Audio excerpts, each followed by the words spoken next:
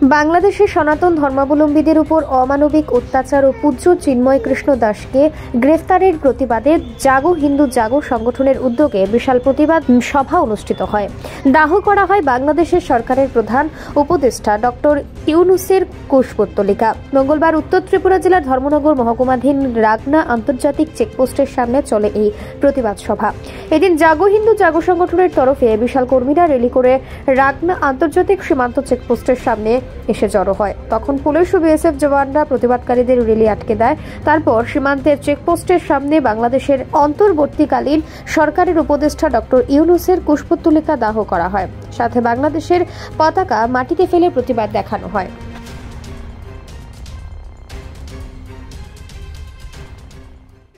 গতকালকে আপনাদের অনেকেই সাক্ষী ছিলেন, ধর্মনগরে সোশ্যাল মিডিয়ার মাধ্যমে আমরা দেখেছি উদয়পুর, আগরতলা, কদম, কুমারঘাট থেকে শুরু করে আমাদের পার্শ্ববর্তী রাজ্য আসাম, ইউপি থেকে শুরু করে সম্পূর্ণ ভারতবর্ষের সনাতনী হিন্দুরা জেগে গেছে।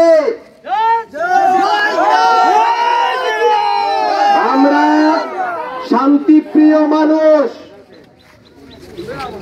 সেকুলারিজমের কথা যদি বলা হয়, সনাতন হিন্দুদের চাইতে বড় সেকুলার আজকে পর্যন্ত সৃষ্টি লগ্ন থেকে আজকে অব্দি পৃথিবীতে আর কেউ জন্মগ্রহণ করেনি। তাই আজকে এখান থেকে আমরা একটা শান্তি বার্তা দিচ্ছি। নাম বিক্ষোভ মিছিল, আইন শৃঙ্খলা আমরা মানি, সংবিধান মানি, প্রত্যেকটা ধর্মে আমরা আস্থা রাখি।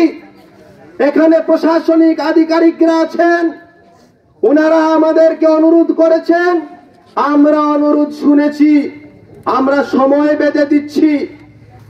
আজকে বিশ্বের মধ্যে সর্ববৃহৎ যে ধর্মীয় সংগঠন আছে ইসকন, সেই ইসকনের একজন বিশেষ আমাদের প্রভুজি চিন্ময় কৃষ্ণ দাস, উনাকে বাংলাদেশ সরকার অনৈতিকভাবে বিনা কারণে উনাকে জেলের মধ্যে রেখেছে এবং উনার উপর বিভিন্নভাবে শারীরিক মানসিকভাবে অত্যাচার করছে।